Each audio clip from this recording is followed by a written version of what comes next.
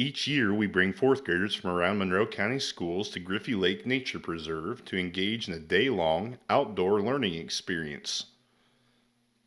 To better prepare you for your visit, we've prepared this short overview. Griffy Lake Nature Day is an experiential environmental education program funded by the Summer Star Foundation for Nature, Art, and Humanity Incorporated, and supported by the Bloomington Parks and Recreation and the Monroe County Community School Corporation. Program participants will enjoy hands-on activities and learn more about their local environment by visiting 5 different stations scattered throughout the park. First, let's visit the Animal Adventurers Station. This station is all about terrestrial animals found in Indiana and how they evolved to live in our forest habitats.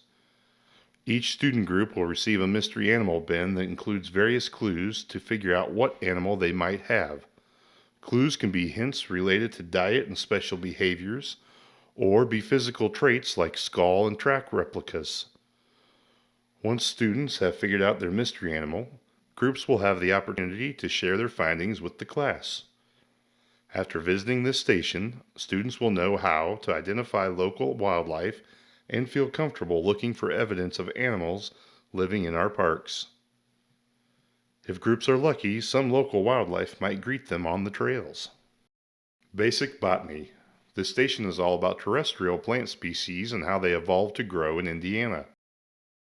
Each student will learn about the 5 main parts of a flowering plant and discuss the critical role of each part. Groups will talk through the process of photosynthesis as well as discuss the importance of pollination.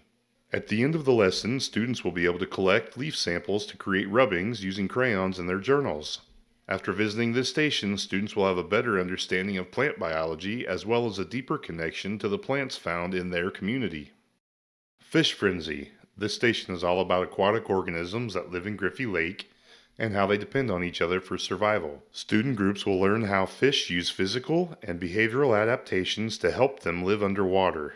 At the end, students will get the chance to play a really fun food chain game after they have completed their Fish Frenzy journal pages. Did you ever wonder how fish see in murky water? Or how they breathe without access to air? After this station, students will know all of this and more.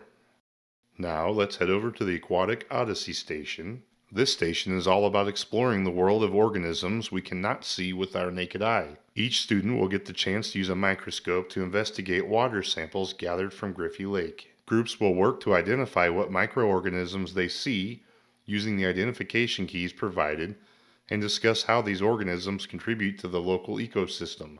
Everyone will be expected to survey at least 4 water samples and record their findings in the blanks provided in their journals. It's very common to hear students shout wow once their first sample is in focus because they can't believe how much life can be found in just a few drops of water.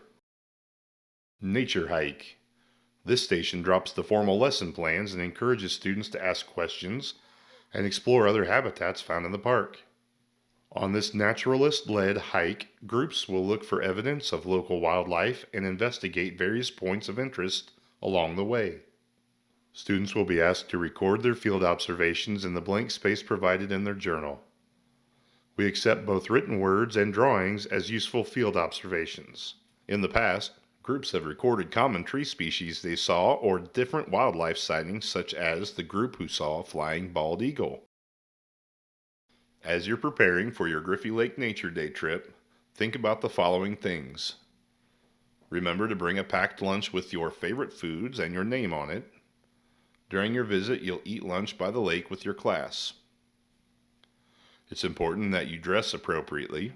Since you'll be hiking around the park, you need to wear closed-toed shoes during your visit. It's important that you bring a backpack to store your belongings as well as a full water bottle to keep you hydrated. Also, remember to check the weather. You might want to bring a rain jacket and wear layers in case it's chilly in the morning hours. One last thing, get excited, because we sure are. Thanks for watching. We'll see you next time.